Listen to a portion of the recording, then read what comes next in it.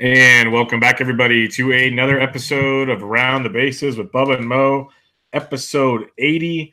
Going to talk some more playoff baseball, get us ready for the playoffs, and much, much more. But in order to do so, joined by my co-host, as always, Mo. How we doing, man?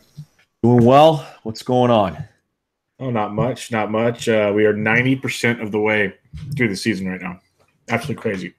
Saw that stat today. It's cool, but kind of sucks. Yeah, it's cool because the postseason is going to be badass this year. But yeah, that just means it's almost over. Right. But I guess we have football in our lives to help on the weekends, but the weekdays, I used to be a big basketball guy. I know you are, so you'll be fine. But I'm gonna have a little bit extra free time during the week, I think, coming up. So there you go. See how that works out. But let's talk some playoff baseball. We have the National League is rocking and rolling as we speak right now, and it's going to be really interesting because the West, to me, is taking very, very interesting shape of things this year, and that was not the link I wanted by MLB.com. There we go. Don't go to the postseason projections, people. It will not tell you what you need to know. But under the West, Colorado now has a 1.5 game lead on the Dodgers, and the D-backs have been slumping quite a bit. That down to 3.5. You know, Arizona's been playing in Coors yesterday and for the next few days. Last time we kind of talked about the postseason, Arizona was in the lead with Colorado and the Dodgers being about 3 or 4 back. The Dodgers are creeping up kind of, I believe, as we expected. But what are your thoughts on this Rockies leading the way here in the West?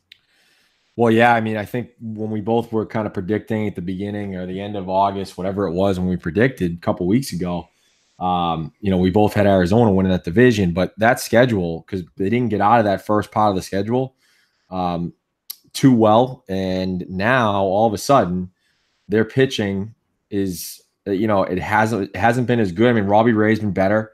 Buchholz has been somehow good, but they've that bullpen. I mean, Boxberger's blown a few saves. Seems like he's pretty much done. It's the schedule is just brutal. I mean, it really is. I mean, if you go and look at it, and I should have had it open, but you mentioned they're in Coors, and then I think they have to go to Chicago. As I get it open right here. Yeah. So no, they're in Coors for 3 more. They go to Houston for 3, and then Chicago, Colorado, Dodgers at home. Then they end at the Padres. Those are all playoff teams currently. I mean, I'm going to count the Dodgers there because they're close enough. They've really just fallen off from, like I said, Boxberger. I mean, I'm pretty sure he's blown maybe 2-3 saves lately. If I get this open here on Fangraphs the last 14 days. They yanked him out of the role. Yeah, it's not been good. Archie Bradley, I believe, is taking over. Greinke hasn't been good in the last couple. Godley hasn't been great. Somehow Clay Buchholz, other than Patrick Corbin, has been their best guy. But yeah, they yanked him out. It's kind of over for him. It's not great for the Diamondbacks, and I don't want to say it's over because things can change pretty quickly. But when your closer is 16.20 in his last 3 1/3, somehow has 3 saves in that. The Dodgers are there, the Rockies are flying, and then somehow the Diamondbacks are a half game more out of the wild card. So they could be done, Bubba. I don't know what you think about that. Yeah, they're in trouble. The pitching's bad. You mentioned the last 2 weeks for Boxberger. Bradley wasn't even. Yeah, he hasn't been great either. He blew a couple there against the Dodgers to Matt Kemp, of all people, in back-to-back games. So it's been a very, very rough go, and that schedule is not good at all. They're going to need some serious help with the pitching staff, and it's kind of shaping up really well for, of all teams, the Rockies, which I just didn't see coming when we talked about it at one point in time. Pretty damn crazy to see that one coming. The Dodgers, like I said, 1.5 games behind the Rockies, 2 games out of the wild card right now. The Cubs and the Cards are, I believe, and the Braves are all tied for the wild card lead, but the Braves are leading the East. We'll get to that in a little bit. But it's actually, the Cubs. That's really weird. Cubs are leading their divisions. It can't be the Cubs and the Cardinals. So it's got to be the Cardinals and the Brew Crew right now if things line up correctly. Yep, it is. Yep. Yeah, Cardinals and the Brew Crew with the Dodgers 2 games behind the Cardinals, and then the D-backs 4 games behind them. So it's going to be really, really interesting. Not good at all for the D-backs. I think they're at one point we thought they had a great shot to do it, and now it's not looking good at all. So I think we could put the kibosh on that one at this point in time. When we talk about the NL East, the Braves, we thought the Phillies had this thing pretty much, lock and key.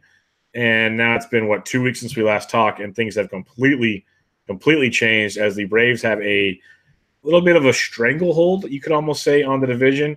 They have a 5-game lead on the Phillies right now. The Phillies are just floundering tremendously. Can't get pitching, no consistent hitting.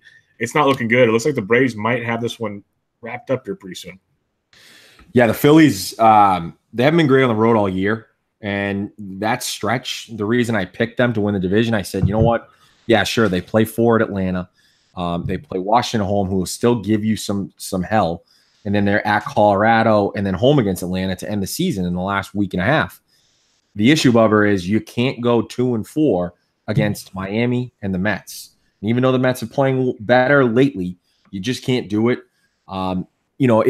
It was early for them and the Braves to be in this position, but it seems like the Braves have taken a stranglehold, like you said, and it looks to be over based off that schedule, because unless this homestand that starts tonight against Washington, Miami, Mets, they go and win 7 out of 9 or something like that, I just don't see it anymore with the last 13 games, especially with 8 on the road at Atlanta and at Colorado, where they're literally 31-43 on the road this year. Not great at all. And I'm kind of surprised too, because the Red Sox went and swept the Braves, and they could have picked up a few games there, and they just didn't. Yeah. So I think the Braves are taking this. We both had the Phillies, so we're wrong again. But again, it's baseball, so it's really tough to predict that stuff. And good for the Braves. I mean, they're playing good baseball, and they've called up Kyle Wright, who's going to help them out, and he may even make the postseason roster. We'll see what happens there. But yeah, I think the Braves have the East, and I think the Phillies are even out of the wild card. There's just too many teams to jump over. Yeah, they're 5 games back of the wild card. It's going to be tough to pass Arizona, the Dodgers, St. Louis, Milwaukee. It's going to be very, very tough for them to get there. As we speak, it's the bottom of the 8th, game 1 of their doubleheader against the Nats. Yeah. They're down 3-0 as Spencer Keyboom hit his first career home run. As he walked up to the plate, he spit out his tooth that he got knocked out. Then he hit his home run. It's a great clip. I highly recommend seeing it. And he looks just like you'd expect for a guy that spit out his tooth and then hit a home run. So he's a Joey Bats, though. Joey Bats, he can do it. It was impressive. It was very impressive. But, Phillies, 1 year away. Go, when you're relying on Joey Bats, the trade deadline is probably a sign that things were not going to go your way. So the Braves taking the East, but, we already mentioned the West is tight. The Central is still very tight because the Brew Crew ain't going away. They've won 8 of their last 10.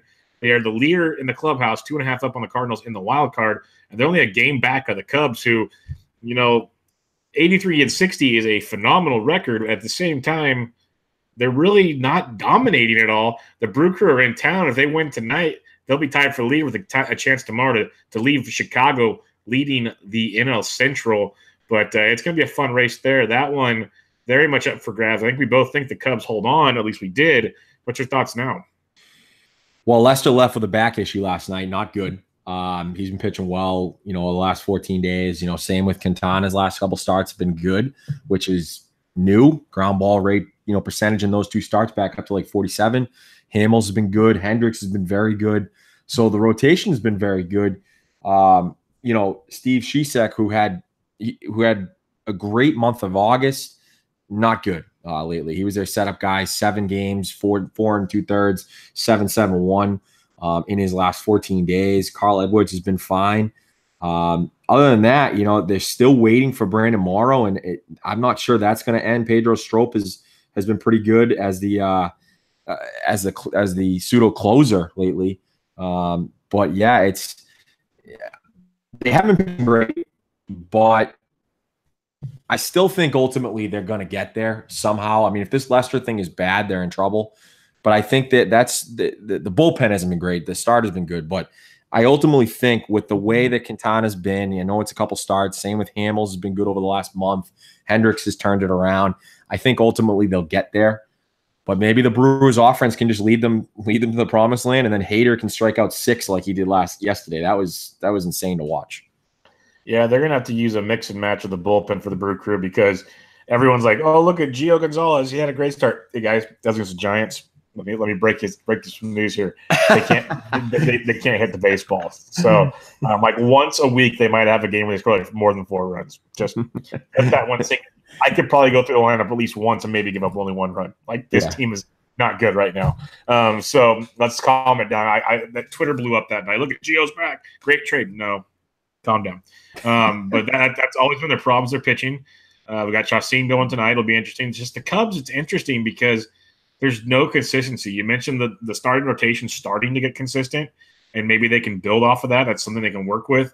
Hamels has been amazing. He shut me up big time. He basically proved that it was all Texas, like pitching in Texas, because he always had the road numbers that were great, but I still thought he was kind of broken, and all the other peripherals showed it. But my God, he gets out of Texas and he's pitching great. So more power to that one. But the consistency with the rest of the rotation has been lacking. The bullpen, like you mentioned, is kind of getting there. It's hit and miss. Reminds me of the Boston Red Sox bullpen, but it'll be interesting to see how it works because the Brew Crew. If their starters can give them about 5 innings a game, they're going to be in it because the offense is great and the bullpen can be pretty good. And I'm really looking forward to the potential of, I think the Cubs, I don't have the schedules up. I remember when we talked last time, I think they finished against St. Louis. So that'll be a dogfight because it might be for the division. It might be for wild card spots. It could help the Brew Crew. The Central is going to go down to the wire, and I'm very excited about it because the East is done. The West is going to be pretty tight for the most part. But this Central, I don't see anybody pulling away in this one. This could be real, real good. Yeah, St. Louis or Chicago's schedules actually turned out pretty well, other than the fact that they have to make up a game on what normally would be a day off. So I think they only have one day off from they have a day off on the 20th, and that's it. And the rest of the games they're traveling. Got 2 with Milwaukee here. You gotta at least split those 2. And then at Washington, home against Cincy, at Arizona, who's we just talked about. At the White Sox, home against Pitt, and like you said, home against St. Louis with 3-day games. It's their schedule is turning out great with the way that Arizona's been playing. So I think they'll ultimately get it done. Yeah, and MLB.com's got a great new feature. I just noticed while we were doing this. Next to the game backs, they have an E hashtag sign for the elimination number. And if you're eliminated, you have an E next to your name. So the half of the American League's already gone, which is impressive. Only like 3 teams in the National League are eliminated. Oh, I see it, yeah. That's a crazy new feature, I guess, the small things in life. But one thing I wanted to mention to talk about the American League for like 2 seconds, because we already know the divisions. The A's are still only 3 back of the Astros, so there is hope there. There is a chance. I'm starting to agree with you. The Astros are going to take that one. But the wild card's pretty much a done deal. It's going to be the Yankees. It's going to be the A's, unless something really crazy happens. The fun part here, the Yankees are 3 up on the A's. I was reading right now, or a tweet earlier today. The A's have an easy schedule the rest of the way, easier than the Yankees apparently. And but if the Yanks go 11-7, they'll guarantee the home game. If the A's have to go 14-4 basically because of the 3-game difference, 11-7 is barely above 500. Like basically, win 2 out of every 3 games, you're going to get there. It'll be very, very interesting to see how that plays out. But the A's are going to play near perfect because both teams apparently have rather easy schedules for the most part, but the A's a little easier.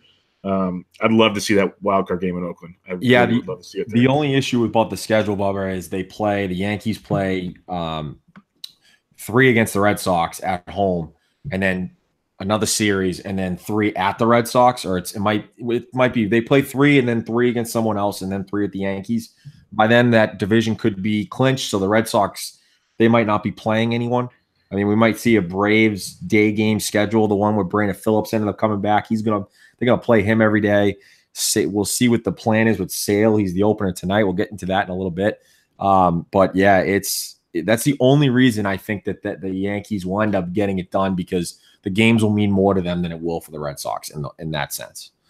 Sadly, I think you're correct. As much as I'd love to see, maybe Oakland can just win the division. Who knows?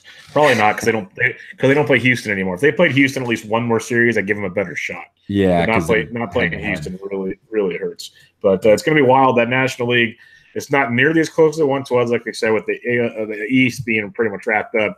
But the wild card's going to be there. The West is kind of taking a weird turn, and the Central is almost right where we left it, and it's going to be tight the whole way, I think. So it's going to be a lot of fun. We'll have to keep recapping it up till the end, as about 2.5, 3 weeks before we rock and roll in the playoffs. Yeah, I know. Well, it would have been nice for the Yankees to give us another division to root for in terms of a thing, but they just couldn't get it done. So let's get to that AL playoff. Well, since the AL playoffs are pretty much done, we're going to kind of talk about maybe a few of the rotations. I think, Bubba, both of us can kind of agree, depending on the Bauer status, we'll just start with the Indians. It's going to be Kluber, and then it's going to be Carrasco, and then depends on what the deal is with Trevor Bauer. I mean, maybe he's a power guy to the bullpen because he's not going to be up to it, but we'll see. And then Clevinger, and then who's the other guy that I'm missing here? Bieber. Maybe Bieber, yeah. So Bieber would probably be the fourth, depending on the health of Bauer, which is kind of insane at the start of it. So yeah, probably Kluber, Carrasco, Clevinger, Bieber is my guess. I think you'd probably agree with that. Yeah, I think that's outstanding because you really only need three guys, and if you can go Kluber, Bauer, Carrasco, that's going to be pretty lights out. So I think they take the cake on that one, even though there's a team in Texas that's pretty freaking loaded as well. Yeah, and I don't think I was talking, even though if they're all healthy, I do agree that they're number one. I kind of was more talking about, I think we can agree that is that rotation that's going to happen. Yes. I think there's more questions with Oakland, Yankees, Red Sox. I think probably Houston is probably easy too. I think that's probably Verlander, Cole, Morton, and Keuchel. And you can kind of put those last two in any order. And then McCullers is – we'll see if that's still a phantom injury and he comes out of the bullpen again for them. And I think Osuna is their closer too. So I think those two teams, there's no questions. You'd agree? Yeah, top to bottom, because their bullpens are stacked, which they did on the trade deadline, like we talked about, and their starting rotation. Like my thing, like I said, with the Indians, and when it comes to the playoffs, if you got three legitimate starters, which these guys like literally would front end a lot of rotations, that's terrifying, absolutely terrifying. So these two teams, that's why. And the crappy part, there's a very good chance they face each other in the first round. Indians and Astros, because the Red Sox will get the wild card winner. Yep. I think it is. I think it is happening. 100%. Yep. I mean, unless something changes, where Oakland catches them or something like that. But yeah, it looks like it's going to be Cleveland, Houston, which it's ridiculous. I love, which helps Fireworks. Me a lot. You know what I mean? It helps you a ton. So I'm very excited by that. But let's get to the elephant. Real quick, let's not just pass over this. You guys get to watch a wild card team waste their ace and then watch them come in, and then you get to watch Cleveland and Houston beat the crap out of each other for a chance to play them in the second round. Like you could not have scripted this any better. Now the big part is, I think last postseason when you guys went to Cleveland, you thought you guys were going to sweep them. You got swept. So we can't slip on the banana. 2 postseasons ago. Yep, exactly. Because they had everyone out but Kluber. Yep. Trust me, I did. I don't think I said sweep, but even no, not you. I said most people. Yeah, no, I know, because I was going to say we weren't doing the podcast at that time. But yeah, we thought it was over, and then last season I didn't think there was any hope at all. Just the way it happened. I mean, obviously I was rooting for them, but. It didn't happen. So that's good for me, good for Red Sox fans. Let's get to the elephant in the room. Let's talk about the Red Sox pitching staff as a whole. We'll start with the rotation. I think it's obvious that if everyone was healthy, it would be Sale, Price, Porcello, Erod. You can flip the other two. I'm not really excited about Porcello. I'm more excited about Erod because he does have the potential to get there. Porcello is the home run scared the shit out of me. It just absolutely scares me so much. But Sale is not healthy. He's the opener tonight. Yeah, I was gonna say who comes in after Sale in the playoffs? When he's opening. If he's opening, yes. I mean, we still got 2.5 weeks here, Bubba, to go a couple innings here and then move up to 4 and up to 6. So we got to figure that out. The way they're going to do it, I think they're going to have him go about 2 or 3. Next start go 5. So we'll see what happens. But currently tonight, it's Eovaldi. Yeah, I know. It's Eovaldi. I need to go change my DFS lineups real quick. Yeah, it's Sale and Eovaldi tonight. It could be a Steven Wright situation. It could be Hector Velasquez. It could be Brian Johnson. I don't really know. They don't know. Let me just tell you from a Red Sox standpoint, and I know you don't watch as many games as I do, and not a lot of people do. Every time Cora has to go and bring someone in the bullpen other than Kimbrel, he just has this smirk, and he looks at Dana Lavangie, the pitching coach, and is like, I'm just throwing the dice, see what happens. I mean, it really don't know who's going to be. I mean, Steven Wright was the 8th inning guy the other day. They're trying to throw it out there. I think Sale could be. I think there's a possibility, Bubba, and I'll get your take on it. I think there's a possibility that Chris Sale is your David Price of last year. Comes out of the bullpen, 2-3 innings. He's the Andrew Miller. I think there's a possibility that with what his health has been over the last month and a half, that they're actually mulling this over and considering it. I do. I think I wouldn't be surprised by that at all, because if you could use him out of the bullpen for 3 innings instead of risking him getting hurt as a starter, that just makes the most sense to anybody, because you need any part of Chris Sale you can get in the postseason. I think it could be interesting where you put like a Steven Wright or a Porcello or something and back him up with Sale and then make it interesting there. There's a lot of ways to mix and match this cup of tea here. I'm just surprised they're bringing him back like this, all nice and slow, when you have all those backfields in Florida where you can relax and not be bothered by anybody. And people will say, I know you want live hitting. I get it. But we already brought him back once.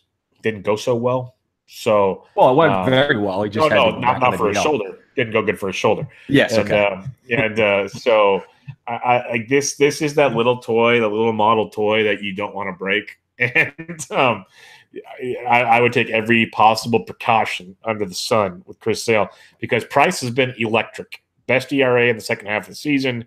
Literally, if it wasn't for like a hiccup early in the year, you could talk Cy Young talk with David Price. He's been that good.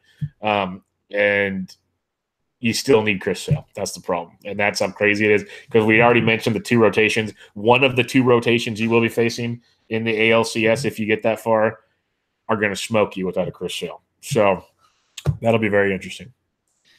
Yeah, it's the unfortunate thing is, and he's a free agent after next year. There's one more. They have the option next year. This is the year you have to go for it. So I think Chris Sale, right? Yeah. Yeah. So this is because I didn't know if you changed your mind on David Price picking up his option or not. No, I still would love to have that $30 million back for the next 4 years. Trust me. I think he's been awesome. I think he's been very good. But it's only going to go downhill from here, okay? He's 31, 32 years old. The contract ends when he's prime. What prime?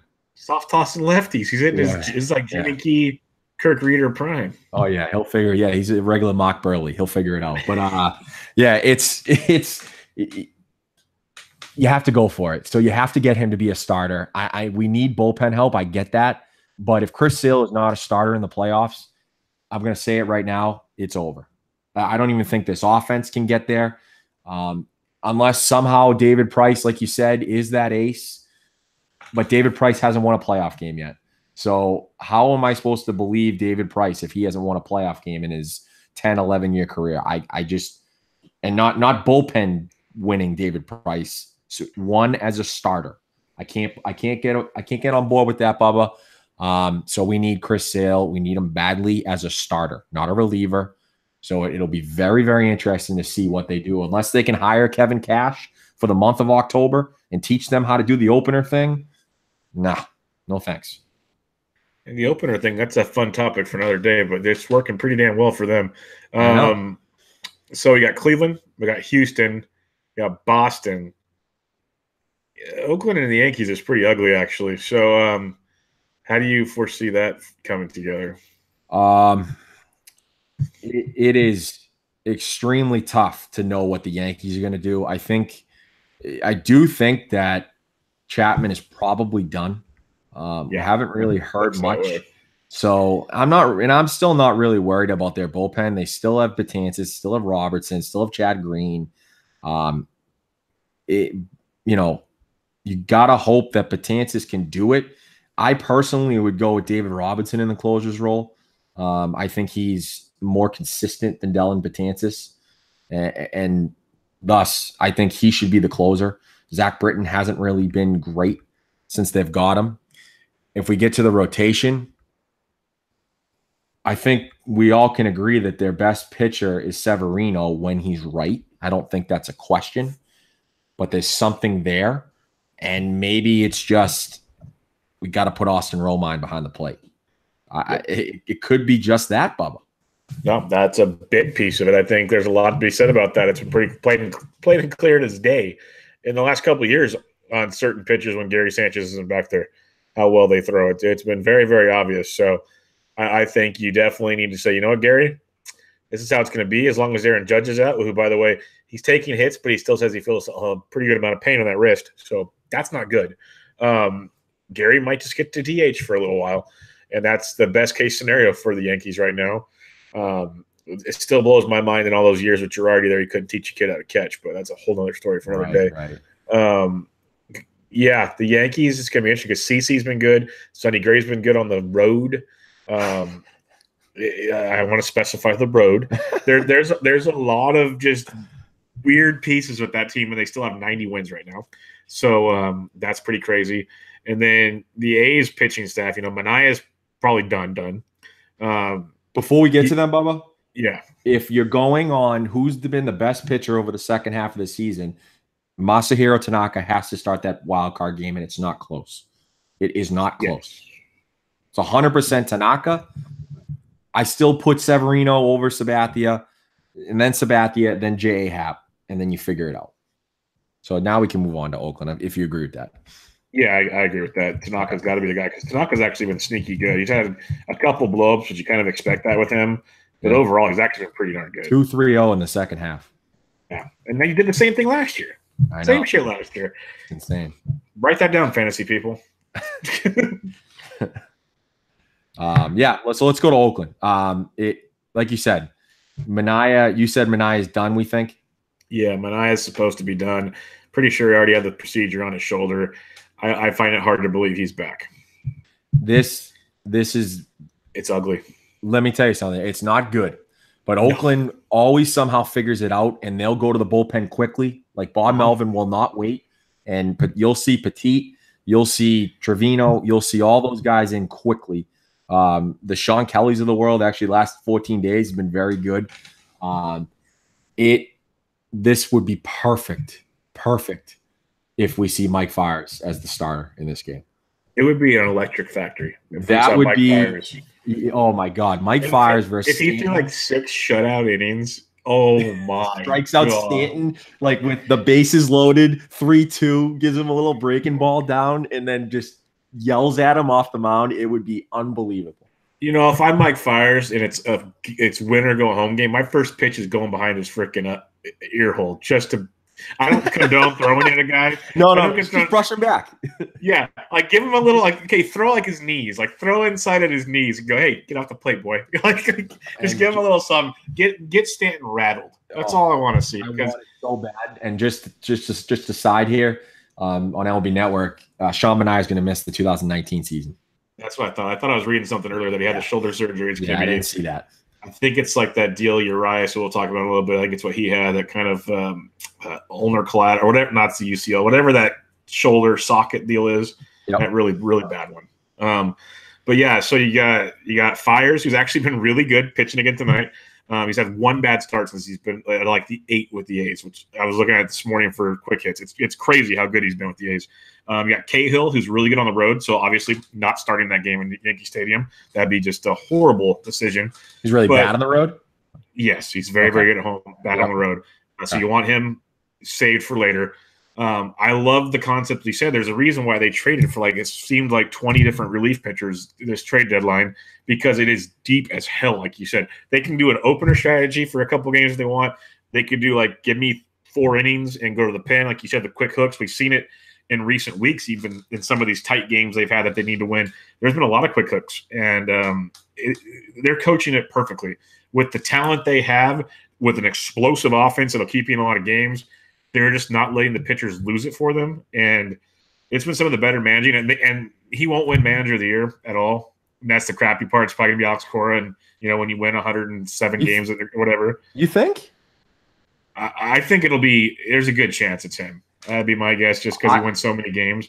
My vote would be for Melvin. I think it would be. I think Melvin has done such an amazing job managing this team. It's insane. It really. I mean, they were not supposed to be here this quick, especially when they had. I mean, I think when we were previewing it, Bob, we said, AJ Puck's going to be there by June, and then they got another starter there, and then it ended up being Edwin Jackson instead of AJ Puck because AJ Puck had Tommy. Yeah, there's another name that's pitching really well right now. What the hell is that? Yeah, so he could be in the rotation if they make it. What if he's pitching instead of Fiers in the wild card game? So ultimately, I think it's got to be Fiers.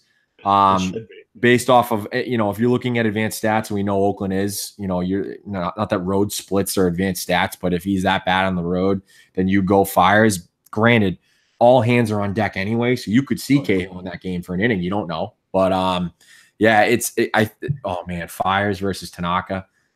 No, in that game, in that winner go home game, with the depth they have in that bullpen, I'd use the opener strategy. I really would. They have so much depth in that bullpen. I would use that opener strategy.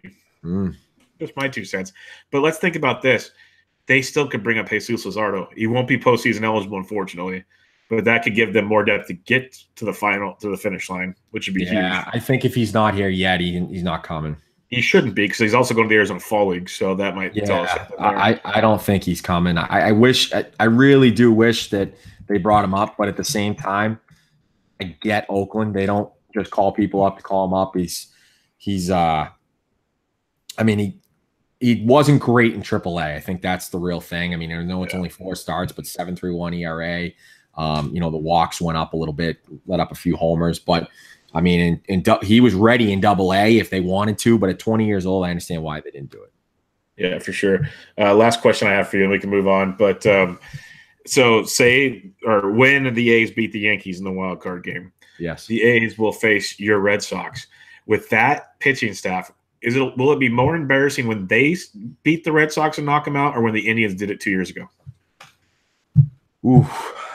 Because that literally, we can't stop laughing about a team we really, really like. That's how weird it looks. I think it would have to be the A's, only because the Indians still had Kluber, and they also still had that ridiculous bullpen. And I know the A's have a very, very good bullpen too, but it was not as good as the Indians was that year, in my opinion. And you don't have an ace like you do with Kluber, who was a Cy Young winner and whatnot. So it ultimately would be, and I think it would be the A's, but I also think that whole thing was also embarrassing because it was the end of Ortiz's career. And they went into that series thinking, man, with all the Indians injuries, we got a shot here because, you know, Ortiz's last year winning a World Series. I think that was another blow just to know that his career was over. Yeah, that makes sense. But so it's tough. We'll have to keep talking about this stuff because there's a lot of interesting different topics. And personally, I like doing these kind of free-flowing things a lot more than just the structured stuff. So we'll have to keep up with this postseason talk. Yeah, as we get closer, we'll have to predict sort of that bullpen for the A's just based off who's pitched and whatnot. And maybe we could find an opener for them, you know, with to try to mix it up a little bit and see if we can get it right. Let's go to a couple different things. Teams are upset, Bubba, over the Josh Donaldson thing. I'll let you have your take. Yeah, no, it's pretty funny. The Josh Donaldson trade. I thought it was ironic that I didn't even think it's deep until I read this article that, you know, we knew when the Jays activated him from the DL, they had to have him active to trade him. So they did it like 2 days before the deadline. So then they trade him. He clears waivers, so no one picked him up. No one blocked him. No one wanted the $4 million left on his deal. And then they make a deal with the Indians for a guy rehabbing from Tommy John surgery and like $2 million. It was definitely just like a get out of here, we'll take whatever we can get and hope it works thing. The funny part is then immediately I started laughing when I saw the Indians put Donaldson back on the DL to go and rehab, essentially. Now, the thing, a lot of these teams that are complaining, and make it clear, it's the teams that are going to be in the playoffs versus the Indians that are complaining that you shouldn't be able to make a trade if a guy's hurt. So how did he get hurt so bad? There's different stories coming out saying, hey, he re-aggravated his calf when he was getting loose for the game. All kinds of stuff. Like, who knows what's true? But it's so freaking funny. He's getting activated on Tuesday to play with the big club, and he basically had to go get some swings down and keep his rehab going. I thought it was hilarious. I say, hey, if you had a problem with it, you knew he was getting traded somewhere, claim him on waivers if you don't want him traded. That's what I have to say about it. But it's very ironic. The Indians found a loophole in the system, and to me, more power to them. What do you think? Yeah, and most people probably think, well, this is a Red Sox guy, so he's going to be all against this and whatever. Now, being a Patriots fan, I do think it was a little fishy what the Indians did to kind of skirt around this. And the big thing from it was another quote from one rival executive, and it's probably Dombrowski because Dombrowski's a clown. He goes, I guess he got re-injured on the plane. So the plane ride to Cleveland, he must have gotten up from his seat. We all know they can be uncomfortable and maybe hurt his back a little bit or something like that. But yeah, they skirted around it. But you're right. The ultimate point is, if you wanted him, all you had to do was pay him $4 million for the rest of the season, and you had him, whether he could play or not. And that was all. That's all it took. But people didn't. I said it would be a sneaky play to go grab him. I'm still for that, but at the same time, John Henry doesn't want to pay more of a luxury tax than they already have been after making a couple of trades they did this season. So I'm kind of mad in a way at Dombrowski and John Henry for not just claiming him. Just claim him, and if he works, now all of a sudden he's better than Devers, he's better than Nunez, he's better than Brandon Phillips. Whoever can play over there, he's better than them healthy. And it would have been unbelievable. They didn't do it. Still fishy by the Indians, but all power to them, like you said. I'm not going to be this Red Sox Yankees guy that are like, oh, this is stupid and can't believe the Indians did this. Can't believe the MLB allowed it. I do think it's funny, though, that the Jays wanted him to come back, or they said he was okay to come back by the team's medical staff. Yeah. But him and his agent said he wasn't, because he didn't want to affect his free agency in the offseason, which I understand. And then all of a sudden the Players Association got into it, and then they figured out that, oh, yeah, he's okay. So there's a lot of fishy things going on. There's no doubt about it. But to me, the bottom line is, if you didn't want someone else doing it, claim them. That simple. They got through the system. They made it work. Maybe they'll make a change in the future. But for now, there's nothing to do about it. It really isn't. All right, I took care of your thing the last time, but I'll keep going. So Micheal Kopech, and we texted each other, and it wasn't good in his last start. He had two of his starts, one of them against the Red Sox, shortened by rain. And then his third start, he went down to 94 miles an hour, and it wasn't good. Now he's going to have Tommy John surgery. He's going to be out all next year. Just add him to the list, which, by the way, maybe I was like under a rock during this time, but I didn't realize that Hunter Green looks like he might be having TJ surgery too, which sucks. Yep. So now you add him to the Brett Honeywells, the AJ Pucks of the world, and it has not been good for the top prospect pitchers that throw hard. It's been happening a lot lately, and he's out the next year, and the White Sox rebuild slows down again. What do you got? Yeah, I like to claim things when I get them correct, and I know I said earlier this year, and you told me I was basically an asshole in the roundabout way for saying, yeah, right, exactly. Micheal Kopech's going to have Tommy John, and this is one I don't want to be correct on by any means. Like, this is not good, but this is what we need to work on, people. These guys can't be throwing like this. It's plain and simple. It's when a guy is trying to throw 111 miles an hour, how do you think that is going to turn out? Let's just be real about this. This is why I said, if he wants to throw hard, you put him in the bullpen. Most guys that just pitch 1 or 2 innings stay around a little longer. Trying to do that in a full-time role, it just doesn't work. It sucks. And I think this is his second TJ, isn't it? I thought he had one earlier. I could be wrong. Could be wrong. I thought he had one when he was in the Red Sox system. I don't think he had it in the Red Sox system. You might have had it in college. Yeah, I thought it's a second. I could be totally wrong. Regardless, it's TJ. It sucks. But I hope they figure out a way to work this kid, because he was developing a nice third pitch to go with his just insane fastball and I believe a slider. He's going to be really, really good, but it looks like, and I said it all along, even before I made the bad TJ joke, was I loved him as a closer. This might lead him to be a future closer. And because I think he's got that mentality where he wants to light his hair on fire and throw gas. So he can't start that way, and that sucks. He's got that Syndergaard mentality. Yeah, and we see how well that's working. A guy we didn't mention, I'm just throw it in here real quick. We didn't mention it last week because it kind of was up in the air, and I think we hinted at it. We talked about it real quick here. Shohei Ohtani is going to probably have to get Tommy John surgery, but the Angels and Ohtani's been said to have okayed this too, because he is crushing baseballs right now. He's reminding everybody he was the next Babe Ruth for a reason. He's going to finish the rest of the season hitting, and then have TJ in the offseason, so hopefully he can hit in like the second half of next season and then come back the following year to pitch. I think this is the most foolish thing in the world, because he's young and you want the arm to work, and trying to rehab a pitcher while hitting, how do you do that? There's so many question marks involved. But do you have a little hot take on this one? Yeah, well, let him get the TJ now. I mean, It's fine if you want him to hit next year. That's fine. And if you say to yourself, okay, He can't hurt his arm anymore by hitting. He obviously can't play first base while having the Tommy John surgery. He'll be a DH, which means you got to figure out something with Pujols. Just get it done now, and then he can hit in May, June next year. I don't understand what took so long. And I saw an Angels beat writer saying basically he's out next year, no matter when, if he had it in June or whatever. Yeah, well, if he had it in June, they're still going to be in the same position that they're in now, and he's going to be ready to hit in April next year, okay? And then he's going to be ready maybe to pitch next September if they had it in June. So it doesn't make any sense to me what they've been doing. And again, we're going to talk about this in a couple of minutes here. It just a lot of things that they've been doing this year just doesn't make any sense to me. It really doesn't. Yeah, it's pretty crazy. So I guess we'll see how that goes. Let's talk about another young arm who has made his return to the bigs a little sooner than I thought. I thought we wouldn't see Julio Urias till next year. We saw him get a little bit of rehabbing. They called him up from AAA, and looks like he's going to be another nice piece out of the bullpen. The Dodgers can definitely use it as Jansen's been inconsistent. You got Maeda closing games. Ross Stripling's coming back to make a start on Wednesday. A lot of up and down in that pitching staff for the Dodgers. So Urias could be a really, really nice piece there. What do you got on Julio Urias? Yeah, he just turned 22 years old. He came up really early, in his career. I mean, he was like 19, 20 years old. He pitched really well in rookie ball. Okay.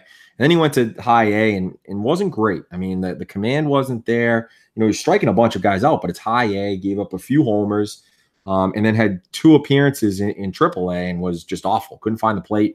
So, this is sort of another lottery ticket right now because they're focusing on him being one of their guys for the next few years, especially with, a lot of their starters being a little bit older in terms of, I want to say Kershaw's not old, but in baseball years he is.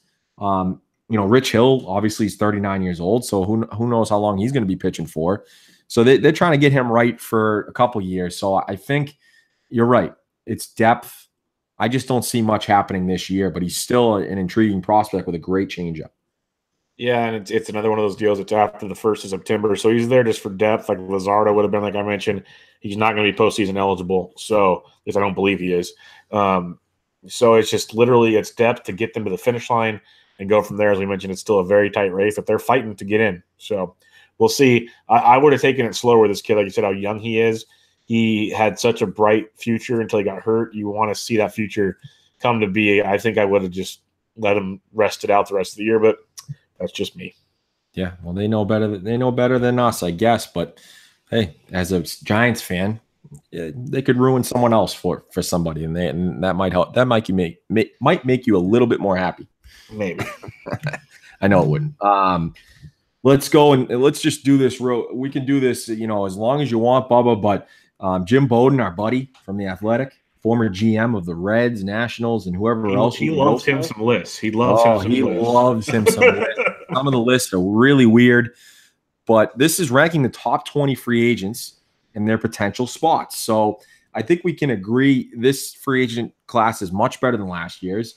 Yes. We just named the top 10. It's Machado, Harper, Donaldson, Morton, Kimbrel, Corbin, Miller, Keuchel, Nelly Cruz, Daniel Murphy, all of which are 30 and older except for Corbin, Harper, and Machado, which Machado and Harper are probably getting 8 to 10 year deals. I think the interesting part of this is his early best fits, and he thinks that most teams are going to want him to go to third base, where he kind of wants to go to shortstop because he's a Gold Glove third baseman and kind of Jim Bowden has him as a below average shortstop. I don't know if I'd go below average. I think he'd probably just average, but it is what it is. Phillies, Cardinals, Angels, Yankees, Dodgers, Cubs, Braves. Any early thoughts on where you think he's going? It's so up in the air because I want to say Phillies because I think they'll get him this year. That's what I want next year. Too, yeah, that's what I want to say. I read somewhere the other day someone saying the Yankees. That make me puke. Absolutely make me puke because there was a whole story about how you could trade Andujar or Torres, all this whole laundry list of crap. And I'm like, oh, please God, don't do it. I think the Phillies is a very, very likely landing spot for him. unless he agrees to play third base. In that case, the Braves and Cardinals become much more interesting. But I think it's Phillies, and that'll be the next big piece to their rebuild, which we said they're already a year or so early, and Machado would be tremendous play there. Yeah, I agree with the Phillies part of it. I also agree with the Cardinals and Braves part of it. I also think the Braves, for the whole shortstop thing, it depends on what you think of Dansby Swanson. I mean, he was a top prospect coming up. The D-backs gave him up for basically nothing because Shelby Miller hasn't been anything, and everyone knew that was happening, along with Enciarte. If they don't think anything of Dansby Swanson, maybe they say, okay, let's sign Machado, and then we'll figure that whole thing out, and we'll trade Swanson to somebody or something like that. I could see. I think that's a long shot, but an outside shot of happening. But yeah, Phillies definitely is where I think he's going to end up. But we shall see what they can offer. I think they can offer the most. But that would kind of mean to me, why'd you sign Carlos Santana? I mean, I know you're working 1 year at a time, and it's only 2 years left for him. But you would think you would have said to yourself, why did I sign him? We're going to have Machado the next year. The good thing is, and like I predicted when they did sign Santana, Trout, that money will be available for Trout, so they can double it to 40 million a year or whatever it is. But we'll get into Trout in a little bit. We'll go into a couple of these, Bubba. We'll go to Bryce Harper, and then you can kind of go back and forth here. So he's got the Cubs, Dodgers, Yankees, Braves, Phillies, Giants. Is it? Yes, it is. Does say Giants. Angels and Nationals. Must have been drunk when he wrote this. Yeah, there's no chance he's going to the Giants, right? Well, it's funny. I've heard actual rumors about it. Like, I've seen a couple articles on it, and literally, how many canoes will be out in the bay again? That's why they want to do it, because I think they know how bad this team's going to be. It's like, okay, we're going to pay this guy to hit bombs into the Cove. Like, that's the only reason I could see it making sense. Bring down the average age to like just under 30. Yeah, it's called progress. It is the word. To make it simple, it's kind of the wagon I've been on all along. I think he's going to be in pinstripes. If not there, he's going to be a Dodger. I think those are the two places. I know people love the Cubs, the Chris Bryant thing. If I'm a Cubs fan, I don't want them to sign Bryce Harper. I had this talk with a Cubs guy yesterday, the day before, whatever it was, that the Cubs window is closing because they're going to have to start paying these guys, these young players. They need to put whatever money they got left into pitching, because that's the thing we talk about every single year since we've been doing this podcast. The issue the Cubs have is on the mound. That's my 2 cents. I'd be going out and getting a starter or two, making that happen instead of spending $400 million.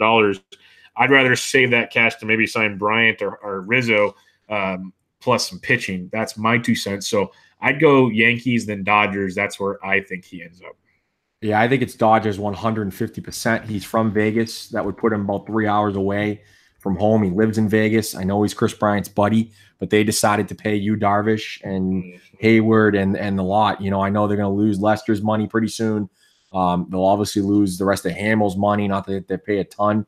The Rizzo one is interesting because Rizzo is signed through his options go through his 2021 season, which would make him 32 years old in 2022.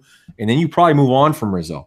So I'm not really worried about that, although the money is going up from $7 million to $12.25 to $16.5 in the last 2 years of the deal. But yeah, Bryant makes complete sense. Javi Baez, if he can continue to do this, he's going to be he's going to be 3-4 years away from it. So yeah, the closing part of it. We did talk about that. I think it's a soft closing. It's almost like a soft opening in a casino. It's not really closing per se, because they're going to get rid of some money and be able to figure it out. And Theo's going to rebuild that system somehow, and you're going to be like 1 or 2 years away from other guys coming up, hopefully.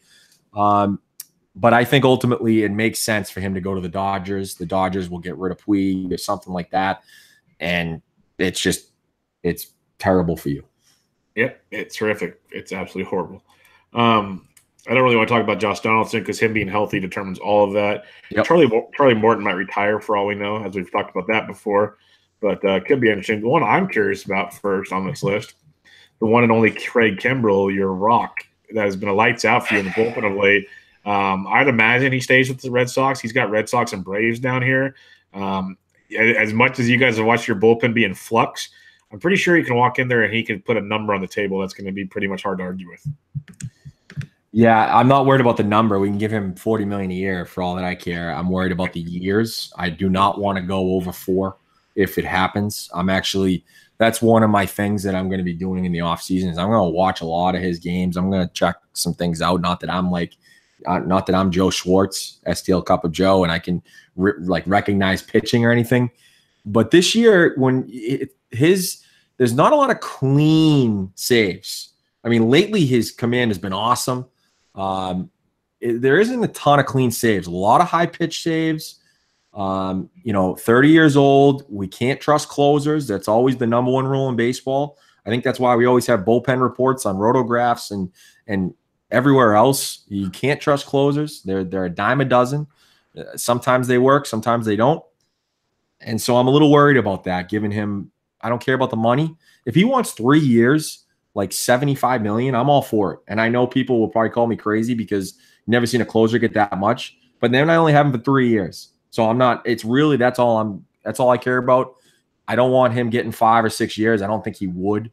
But yeah, maybe he wants to go home though, Bubba. We shall see. That Braves thing is fixed. So I'll be worried about that. That's the number one thing we got to figure out in the offseason. When I say we, I mean Red Sox. Yep, that's an interesting one. Yeah, so that one is interesting. Patrick Corbin is another one that I could see going to the Yankees. I really could see it. I think the Brewers probably need him the most out of that list. But my guess from his list is that the ones that are listed first are the ones that are most likely that he's going to go to. So it seems like the Yankees the number one there. The last one I do want to talk about maybe is the Giants on any of these, Bubba. I mean, he's on AJ Pollock. That would be okay. Michael Brantley, I'm not sure you want to get a part of that. Markakis. So it seems like it's a lot of the older guys like they did with Longoria and McCutchen this year, and that can't make you feel good. The Giants are going to be in on a lot of guys. It's just a matter of, I think first they got to figure out what the heck they're doing. There's going to be a lot of, I think, discussion of, okay, are we just going to get rid of this guy? Are we going to try to trade this guy? Are we re-signing Bumgarner? I think they got to figure a lot of things out in the off season, and then they decide because they're going to have money. They always have money. It just depends on what level of money they have. Money, and they're not afraid to spend it, as we've seen. I do not want them to spend it on Madison Bumgarner. That terrifies me. I could see another Barry Zito deal coming up, and I'll want to break something. So that's the part I'm worried about. But if they just keep things normal, go sign a couple of guys to shorter deals. I like how they've been using the farm system here of late, kind of getting the showcase guys, see what they got. It's going to be interesting. But to say they're in on anybody, I have no idea yet because the way they've done things the last month show that they're really going to think about maybe changing things up a bit. It's a long process. Now that as I go through the rest of them, the Angels are on a lot of that as we move into the next topic. Yeah, and the next topic includes Mr. Mike Trout himself. As we've talked about for a while, you need to either win now because he's leaving to Philadelphia soon or figure it out. And they came out this week. The GM said, we are not trading Mike Trout. There's no way we're trading Mike Trout.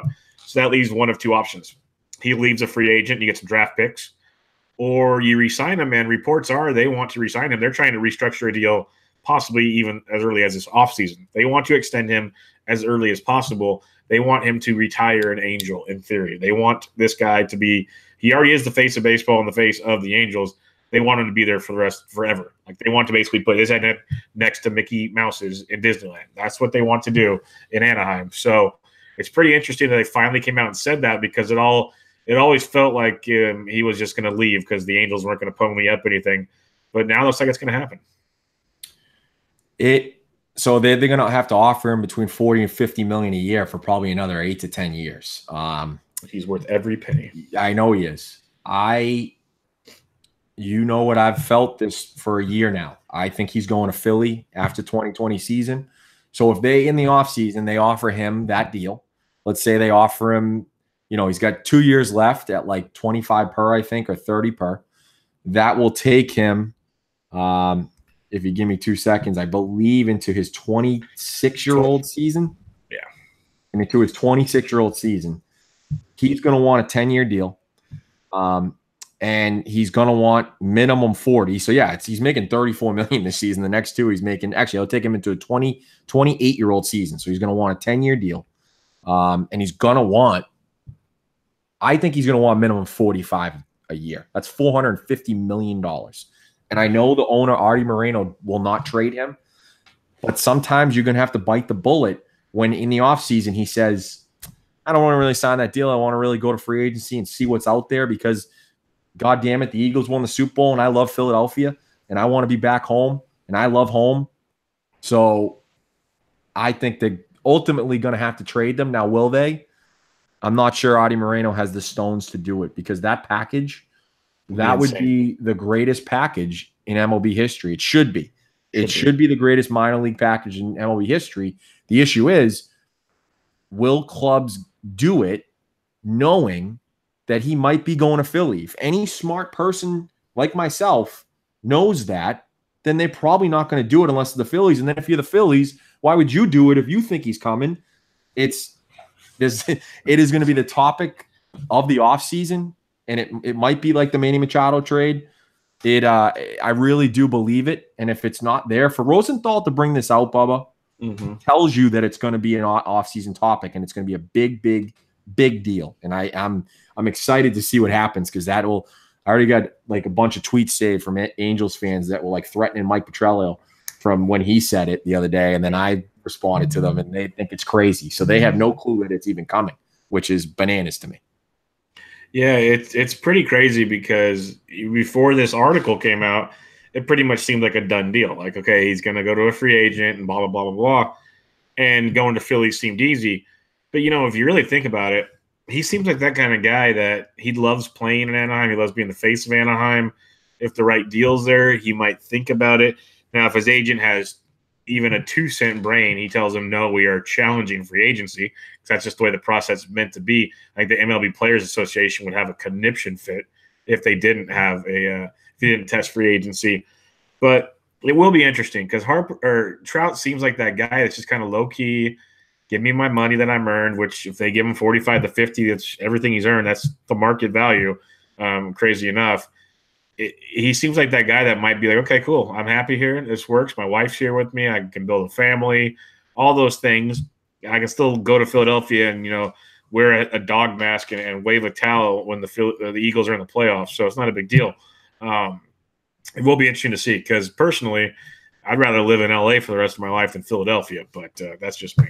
That's me too, even though I hate the 405 when I do travel. Oh, the traffic's a nightmare. When I did travel there for work, I'm but for $45 million a year, you can get an Uber helicopter. So yeah, well, yeah, he's going to create an underground tunnel to get to Anaheim. But still, if I'm Trout, I haven't won a playoff game, and we've been to the playoffs like twice in my career there. So what I want to win, and now the Phillies are almost winning without really any star. I mean, Rhys Hoskins is the star. I get it. He's going to be a star.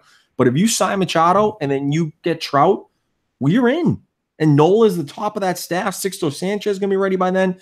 You're in. So I got to think about it. And also, you'll be in the limelight now. You're in a major, not that you're not in a major market in LA. You're on the West Coast. And I think you can agree, West Coast is sort of, thrown out when it turns to when it comes to national media. And they're the Dodgers' little brother. That's the true Dodgers too. Get all the attention. Right. They play in Anaheim. It's really that's what they are. They're the Anaheim Angels. They had to change their name to the Los Angeles Angels of Anaheim for Christ's sake. Yeah. So I just if I'm Mike Trout, I know I love LA. I want to win, and Philly's the place to do it. No, I agree. I think that's the most logical play. I guess we'll see what the Phillies do this offseason. That might have something to do with it too. So it will be very, very interesting, to say the least. Yeah, so let's get into the next topic. Eno Saris obviously does great work with The Athletic. Sort of wrote about the luckiest and unluckiest pitchers of the year. I think it's interesting. There's a lot to digest here. I don't think we want to bore you with every stat because there's a lot of stats that a lot of people don't care about. But it's interesting to bring new stats up. I mean, he basically said, fielding independent pitching is a blunt hammer. It only considers walks, strikeouts, and home runs. And have we come up with anything better? And now he says it's KW FIP, which is based off strikeouts minus walks, one of the better metrics to consider, and does way better than ERA when judging the future.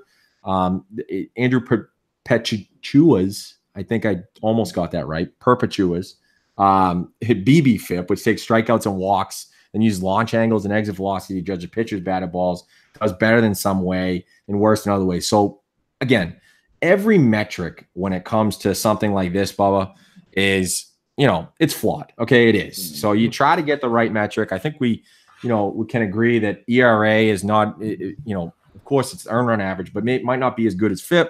Now with these new things coming in, we have to see what happens. But he's got a list here of basically some pitchers ERA, then their KW FIP, their BB FIP, and then sort of the minus of the ERA and KW FIP. And the crazy one is that the guy that's on the top of this list is Jason Vargas. So take that with a grain of salt, right? So it's Jason Vargas. But then you get to a couple of guys that did show a few things during the season, which is Domingo Germán, Dylan Bundy, who strikes a bunch of guys out, but just has some bad luck with batted balls in play because his BB FIP is 4.62. Nick Pivetta showed some promise. My guy, John Gray, Luis Castillo. I mean, there's some guys on here that are legit pitchers that really might have gotten unlucky. So it's something that we possibly can look into in fantasy next year and say, these guys were very unlucky last year. We might value them more than some other pitchers because they do have the stuff to make it work. Like he talks about with the first one, Bubba, Dylan Bundy strikes a lot of guys out. He great at limiting the walks, but he's horrible at balls in play. So you have to kind of look at that and say, Dylan Bundy might be a guy I can maybe wait on and push up in my rankings because of this stuff. And with the strikeouts and no walks, it's going to help my whip, whatever you have in fantasy. And I think this is just a great article. I don't know if you had a couple of the pitchers that were unlucky that maybe you'll target next year and you do trust. It's a very, very deep article. It took me a while to digest it all, but the more I stare at it, even staring at it now, it makes a lot more sense. Like you said, it's got the ERA, the KW FIP, the BB FIP all there. It's got two different charts subtracting one or the other from the ERA. But if you just look at the main chart, you can see, okay, this guy did better because of his Ks per walk or then his batted ball profile, whatever. And you could look at guys like Pivetta, whose ERA is 4.76, but then a 3.29 KW FIP and a 3.71 BB FIP are much closer to each other and shows that even when it gives up, the batted ball, his ERA is just not right, basically, is what it's telling you. Like, there's definitely some nice regression there, positive regression coming. So it's guys like that, John Gray, who's your boy. But I love seeing the Pivetta. I love it, and he's pitched great in the second half as Luis Castillo. Yeah, he's going to be one of those. We start our 2 early mock drafts with Justin Mason tomorrow. I can't wait to see where he really goes because he went so high this year, and everybody was just drooling over Luis Castillo. I'd say the last month and a half, we've seen that Luis Castillo, and I think it's gonna be interesting if it reels everybody back in after everyone kind of threw him away. So that one's interesting to me. Shane Bieber's here, and I know there's some talk on him later in this article. Before I even saw this article today, I mentioned it on Quick Hits this morning. I'd love Sammy and Doug on Baseballholics to do a deep dive into Shane Bieber because I want to know what he's doing because he's a super contact pitcher in the minors, didn't strike anybody out. His pitch types seem to be the same. We look at his KW FIP and his BB FIP. They are much better than his ERA. So he's doing something right. I want to know what the hell it is. So that kind of stuff, though, gets my attention. Like, okay, maybe there's something there that's actually making sense. Chris Archer, I don't buy any of this. He is a disaster. Like, there's some guys you just throw it out. Like, you mentioned Jason Vargas. But yeah, he's the biggest differential because his ERA is 6.56. Right. Chris Archer's ERA is 4.79 with a bunch of other issues involved. Robbie Ray is an interesting one to me. It shows his K to walk is very, very good, but his batted ball profile is very, very shaky. So maybe a couple tweaks, things go a lot better in his direction. Like you said, we can go longer on this list if we want. There's none other ones that really, really stand out a ton. James Paxton, but he's still really good, period. Jordan Zimmerman, but nah, that could just be luck. So I want to see a lot more of these. I want to see some bigger samples, but this is very, very interesting, these new adjustments, because forever we went from ERA to Sierra to FIP to XFIP. Now we have a whole new system to look at. It's going to happen in the advanced stats. It's going to continuously change. But some of those kind of mid-tier guys like we just talked about, Bundys, the Pivettas, the Grays, the Castillos, those kind of young arms that a lot of hype for, big strikeout stuff, had those starts where you're just like, what the hell has happened? Like, Bundy 10 runs or whatever in the first inning of a game, stuff like that. At least there's something pointing to what's going on in these pictures that if we get some more info, it's going to be really, really interesting. Yeah, and that's really, I mean, how you can win some of your fantasy leagues is if, obviously you can go and draft the Scherzers and the Sales of the world at the beginning, and you know what you're pretty much going to get. But if you're able to get a guy like Bundy or a guy like Bieber or a guy like, maybe Luis Castillo, because of what he was before this year, will be a little bit higher. But you can go get Bundy and figure out the starts, especially if it's a daily league, and you say to yourself, okay, he's at the Yankees, I'm going to sit him here. If you can go mix and match with the starts in a daily league, man, well, you get a shot to win here because you're drafting a guy that late. He's going to help with your ERA. He's going to help with your Ks. And it's just a great thing. It's like you said, it's a deep dive. Takes a little bit to look at, but it's just another thing, to add to the advanced analytics in baseball. And I think that's one of the reasons it draws me to baseball, because it's just there's a lot of studying to do to be really good at fantasy baseball compared to, in my opinion, any other fantasy sport that there is. And I apologize to Andrew Perpetua if I screw this up. I think he's the X stats guy on Twitter. He is, yeah. Yeah. He, you can tell by those charts there. I'm still trying to learn it. Batflip Crazy, who many people now follow on Twitter, he's an amazing guy and an amazing follow, and he is like so freaking smart with all these different tools. He introduced me to X stats. There's so much going on there. He's been doing YouTube videos teaching how to use fan graphs and StatCast and different websites on how to filter things better. Go check some of that out, because I'm going to spend a lot of time this offseason trying to play with X-Stats some more, because you can find some awesome things out for your fantasy teams between hitting, pitching, the works.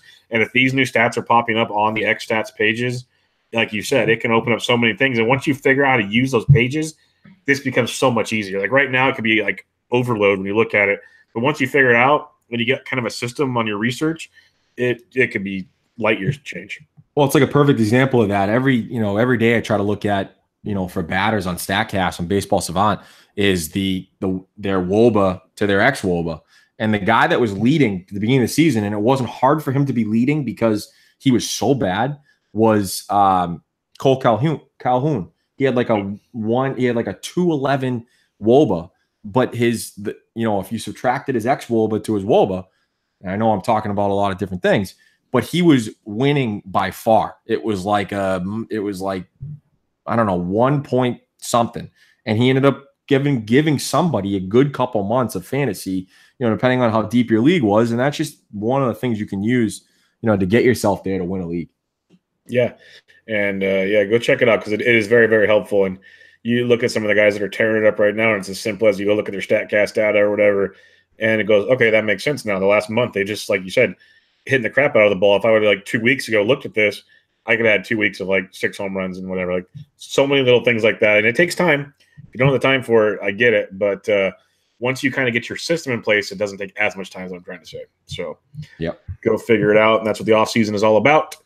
Let's talk about one last thing. We'll go down on the farm. The MLB Pipeline released their prospect team of the year, as most teams are in the playoffs right now. If I was not 3 hours away from Fresno and it wasn't a Tuesday night, game one of the PCL versus the international leagues tonight, Memphis versus Fresno, I'd be there in a heartbeat, but it doesn't work out that way. So we have the awards to talk about, or the teams. And the first team minor league awards go to Francisco Mejia, who we're seeing up in the bigs now, had a double dong game already for the Padres. Peter Alonso, who the Mets can't call up. He's that good, though. Jeff McNeil might shock some people because he's been playing really well with the big club. He's one of those prospects that no one really knew about until he was a 12th round pick in 2013. For crying out loud, he was the top second baseman in the minors. Third base is pretty simple. If you don't know who Vlad Guerrero Jr. is, turn the podcast off and go do something else with your life. Pretty simple. Shortstop Gavin Lux, the Dodgers' number 6 prospect, high A and double A this year, really crushed it. That's a name to get to know. We've not talked about too much, but he's getting there. Eloy Jimenez, obviously in the outfield. Alex Kirilloff, he's still only at high A for the Twins. This kid crushes it. Absolute beast. Yeah, Kyle Tucker is really, really good with the Fresno Grizzlies and Houston, of course. And then Nathaniel Lowe of the Rays, their number 13 prospects at DH. He started the year out in high A. He's all the way up to triple A now. 27 homers, 102 ribbies, 330 average. Pitchers, Jesus Luzardo, Dylan Cease, and relief pitcher Colin Posh. So a lot to like there. Any takeaways from the first team? Some really obvious names and a couple kind of get to know me guys. Yeah, I wonder if Gavin Lux won because of Tatis being hurt. Yeah, it's a good call. I wonder if that happened there. I understand that, he's in the Cal League. He led in OPS and OBP at age 20. And the fact that he's the Dodgers #6 prospect is very interesting. They're still kind of loaded down there. So I've heard a lot of talk about Alex Kirilloff lately. So that's going to be a guy to watch this offseason for sure. I know he was MLB's number 30, but we'll see what the 2019 brings. He could be up in the top 10, but I've heard a lot about him on Twitter lately. Yeah, a ton there. Everybody else kind of guys you've known or heard about. But the interesting team is the second team. These are kind of the guys that kind of fringy but have had some big years. The Rays #7 prospect, another Ray. We're getting more. We're going to have a few on here. Ronaldo Hernandez, catcher at just A ball.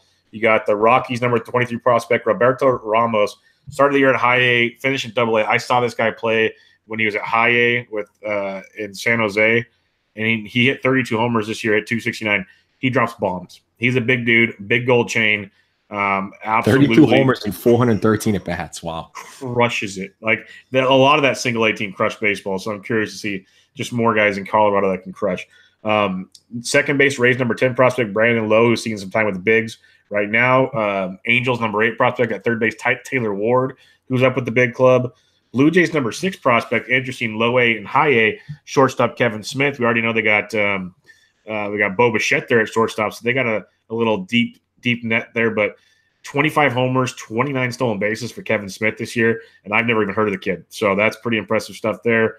Joe Adell, who we've raved about in the Angels #1 prospect, he's in the outfield. Austin Dean with the Marlins, he's already up with them this year.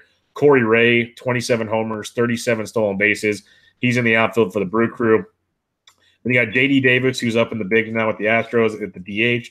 Left-handed pitcher Patrick Sandoval of the Angels. Right-handed pitcher Chris Paddock of the Padres. Good young arm right there. And then relief pitcher Tyler Johnson for the White Sox. I saw Paddock's got some crazy good stuff. So there's some names there that some might have thought preseason might have been on the #1 team, but overall, pretty interesting club right there. Yeah, Corey Ray was one that, I have him on a couple dynasty teams, and I was kind of down on him because he was one of my top picks coming out of that draft. I mean, he was a top 5 pick for the Brewers. And he was kind of a down year in 2017, but he came back this year, strikes out a ton. But the kid's got so much athletic ability that he could be, if he could ever harness that strikeout ability, I mean, he's the easy chance at a 30-30 guy. And if he ever figures it out fully, I mean, it could be 40-40. I know that's too much to say, but like legit, he's got it. He's got it all. He really does, as long as he can, harness the strikeouts a little bit. Yeah, so pretty good looking teams there. Be good to see good handful of them probably by the end of next season. So have to check all that out and see what else comes to be. The AFL coming up will be fun to keep track of as well. For sure. That wraps us up tonight, Mo. Any final thoughts on episode 80? No, 80 episodes, crazy. Yeah, Chris Sale giving up a leadoff double. You okay? Yeah, I'm okay. They got it on a split screen now, so I got to put it on Nesson so I can actually watch the whole thing. I haven't seen Velocity yet, but yeah, not good to have an opposite field double off Chris Sale. That's not. It is through 97. Just through 97. Okay, so we're okay for now. Okay. Yeah. There we go. Check back in next week. There you go. Everybody, yeah. See if Mo's still here or not. Everybody, thanks for listening. Check us out on Twitter at Around Bases Pod. Mo is at Boston_Mo, and I am at BDintric. Go give us a rate and review on iTunes. We would much appreciate it. And until then, this was Around the Bases with Bubba Mo, episode 80. Catch you guys later. See you.